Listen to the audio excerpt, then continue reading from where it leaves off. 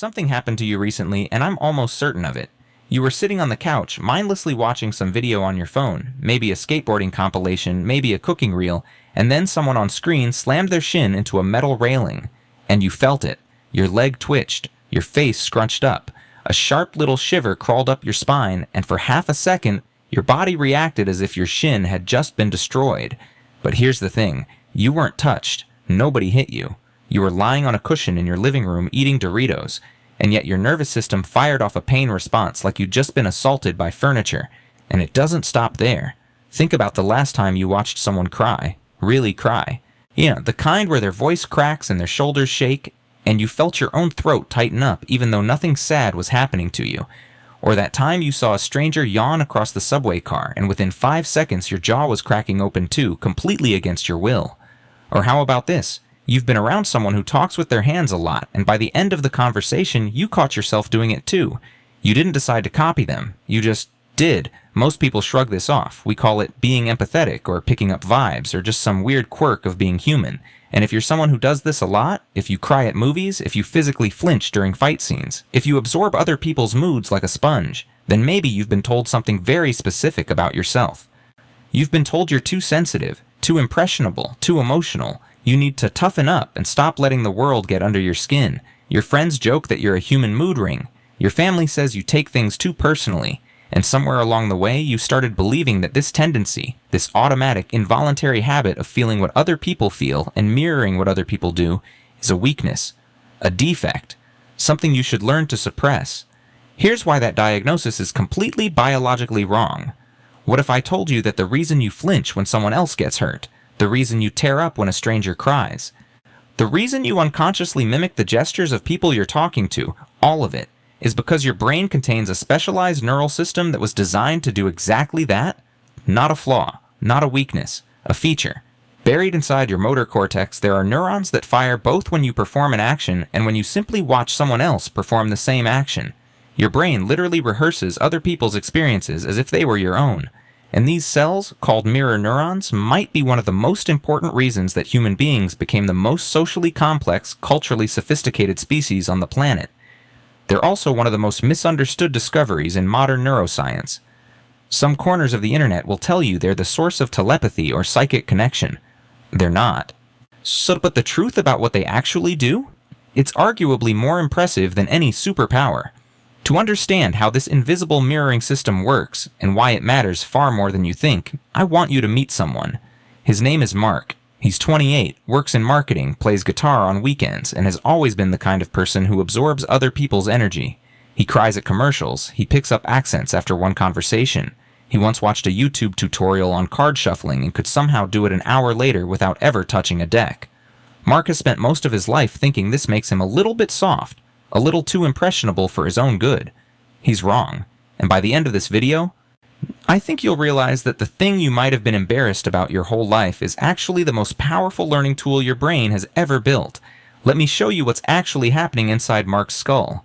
Before we crack open Mark's brain, we need to go back to a lab in Parma, Italy in the early 1990s. And honestly, one of the most important discoveries in neuroscience happened because a graduate student got hungry. Here's the scene.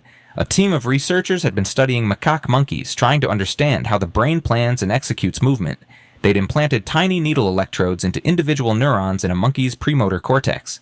That's the region of the brain that lights up right before you move.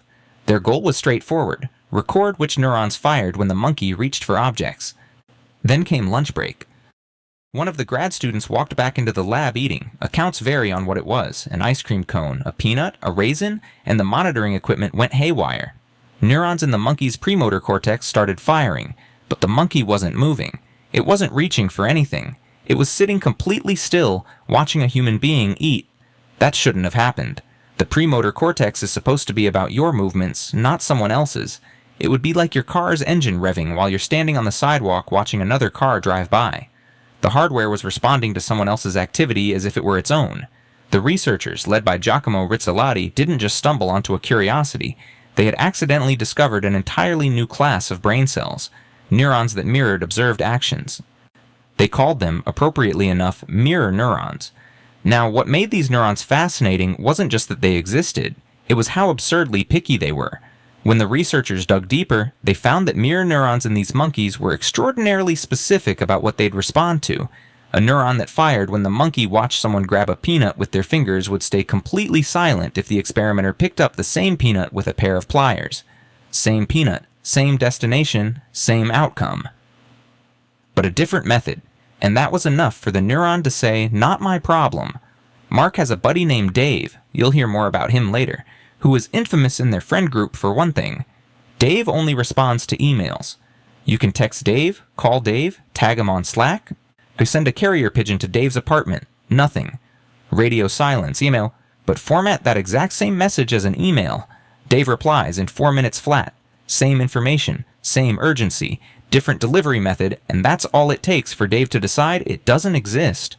These mirror neurons were the Dave of the nervous system, fanatically selective about the form of the action, not just the result.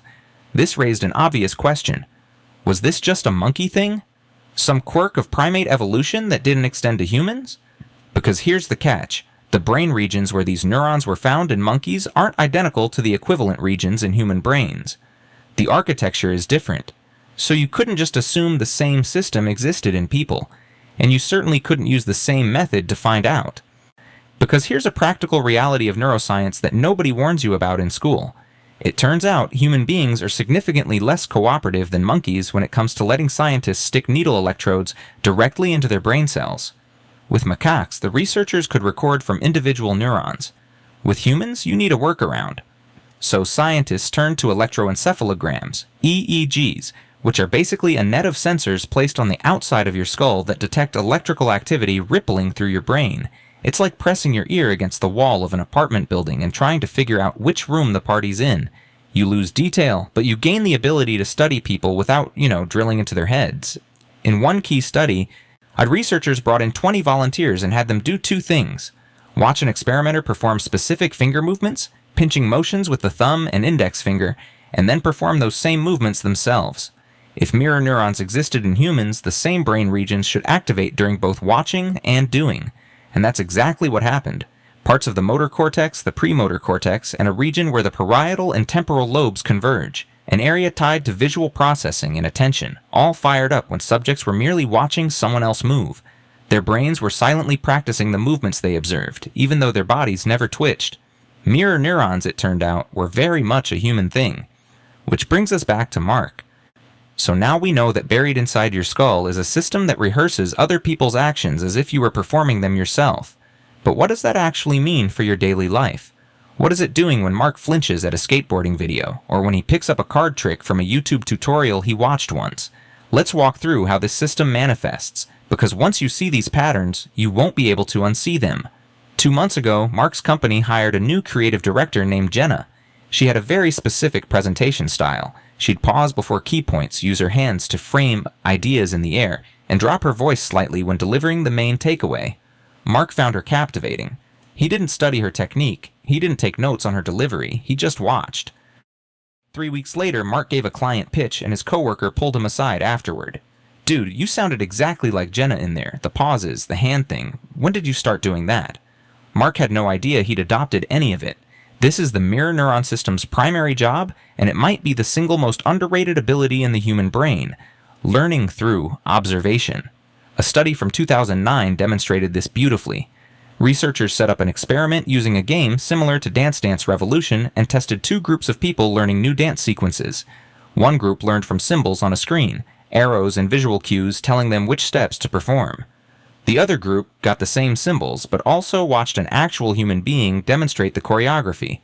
The results were striking. The group that watched a human model performed significantly better on the final test, and when researchers scanned their brains, the regions associated with mirror neurons, particularly the superior temporal cortex, were far more active in the human model group. Their mirror systems had been silently rehearsing every movement the dancer performed, building motor plans in the background without the participants even realizing it.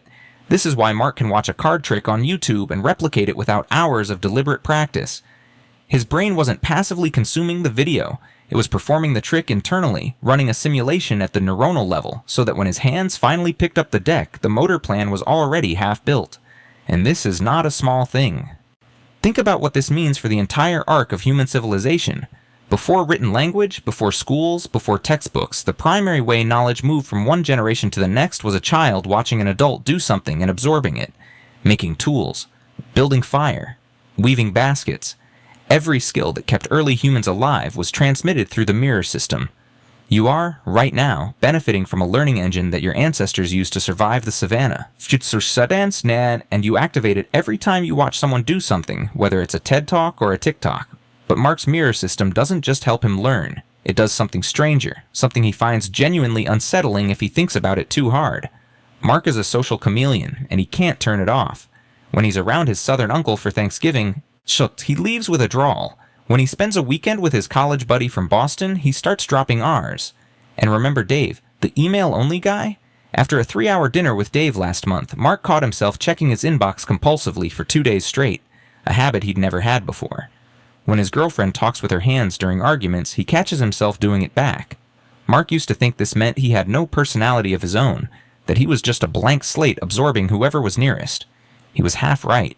He is absorbing, but not because he lacks identity, because his mirror system is doing what it was designed to do, synchronizing his behavior with the people around him. There's a fascinating wrinkle here. Human mirror neurons operate differently from the ones found in monkeys, and the difference reveals something profound about our species. In macaques, mirror neurons are tightly tied to the meaning of an action. If a monkey watches someone grab a bottle in a normal, functional way, the mirror neurons respond. But if someone grabs the same bottle with an awkward, upside-down grip that doesn't serve any obvious purpose, the mirror neurons go quiet. It's as if the monkey's brain is asking, does this action make sense? And if the answer is no, it stops paying attention. Human mirror neurons don't do that. In human brains, the frontal lobe's mirror regions fire regardless of whether the observed action is meaningful or meaningless. Your brain mirrors a purposeful handshake and a weird, pointless hand flapping with equal enthusiasm. It doesn't filter for logic. It mirrors everything. And this might be the single most important neurological difference between humans and other primates, because it means our brains are built to catalog movements that currently have no obvious purpose, just in case they turn out to be useful later. We're not just learning the things that make sense. We're learning the things that might make sense someday. Our brains are hoarding motor patterns like a prepper hoarding canned goods, and that compulsive, undiscriminating tendency to mirror everything we see is probably a big part of why we're the species that invented sign language, ballet, surgery, and the slam dunk. We watch, we absorb, we don't ask why until later. Now we arrive at the question everyone actually wants answered, the one that launched 1,000 breathless headlines and at least 3 pseudoscientific documentaries. If the big one, do mirror neurons give us empathy? Mark would be a good case study because Mark is an empathy machine. He cries during that commercial with the dog waiting for the soldier to come home.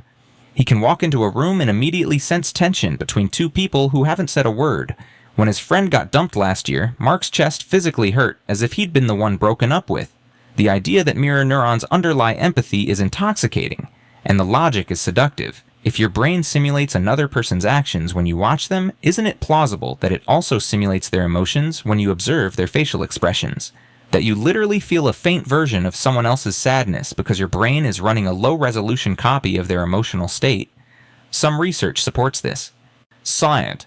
One study presented 18 people with social scenarios, a son bringing home a failing report card, a father who hadn't seen it yet, and asked them to identify what each character was feeling, then to predict what they'd feel if circumstances changed. One of the brain's mirror regions, the inferior parietal lobule, activated during these empathy tasks, and the more active it was, the higher participants scored on standardized empathy tests. If this data holds up, it suggests that when Mark watches his friend cry, his brain isn't just recognizing sadness from a distance. It's running a miniature simulation of that sadness internally, and the strength of that simulation correlates with how empathetic Mark actually is. But, and this is the kind of but that keeps neuroscientists awake at night, a lot of other studies don't find this link. And here's where intellectual honesty matters more than a good story. Many of the studies exploring mirror neurons and empathy have small sample sizes, 18 people, 20 people, which means they lack the statistical power to reliably detect subtle effects. Some studies find the connection, others don't. And all of them are correlational, which means they can tell you that 2 things happen at the same time, but they can't tell you that one causes the other. It's the difference between saying people who carry umbrellas tend to be near rain, and umbrellas cause rain. We know that mirror regions light up when people empathize. We do not yet know whether those regions are necessary for empathy, or whether they're just along for the ride. A neurological bystander that happens to be in the neighborhood when the emotional processing is going down. So where does that leave us?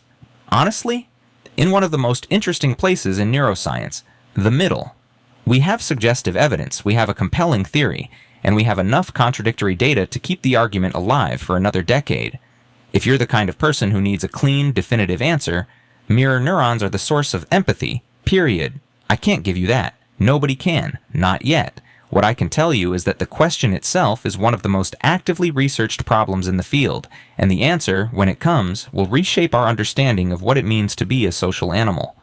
Let's zoom out from Mark's skull for a moment and look at the full picture. Whether or not mirror neurons turn out to be the engine of empathy, what we already know they do is extraordinary enough. You have a neural system that turns passive observation into active motor rehearsal. Every time you watch someone do something, a chef julienning a carrot, a guitarist sliding between chords, a stranger parallel parking with suspicious ease, your brain is silently building a motor program for that action. Not perfectly, not completely, but enough to give you a massive head start if you ever try it yourself. Now multiply that by every human being who's ever lived. This is how culture works. Not just through language, not just through books, through brains that are wired to absorb skills, gestures, expressions, and behaviors just by being in proximity to other humans. A child doesn't learn to use a fork because someone gives them a lecture on utensil mechanics. They learn because they watched their parent do it 1,000 times, and their mirror system quietly encoded the motor plan long before their conscious mind got involved. The passing of knowledge from one generation to the next, toolmaking, cooking, hunting, building, dancing, fighting, healing, all of it rode on the back of the mirror neuron system for hundreds of thousands of years before anyone thought to write things down. You could make a reasonable argument that these neurons are one of the foundational pillars of human civilization. Not the only one, but one of the load-bearing walls. And that brings me back to Mark. And to you. If you're someone who absorbs other people's energy, who mimics without meaning to, who flinches at someone else's pain and tears up at someone else's joy, you are not too sensitive. You are not defective. You are not lacking some thick skin that tougher people seem to have. You are running one of the most sophisticated neurological systems in the known universe at high capacity. The thing you've been told is a weakness? It's the same system that allowed humans to build pyramids by watching each other stack stones. It's the system that lets a child in Oklahoma learn to play piano by studying a masterclass filmed in Vienna. It's the engine that turns, "I saw someone do this once," into "I can do this too." Mark doesn't need to toughen up. Mark's brain is doing exactly what 300,000 years of evolution built it to do, absorbing, mirroring, rehearsing, learning.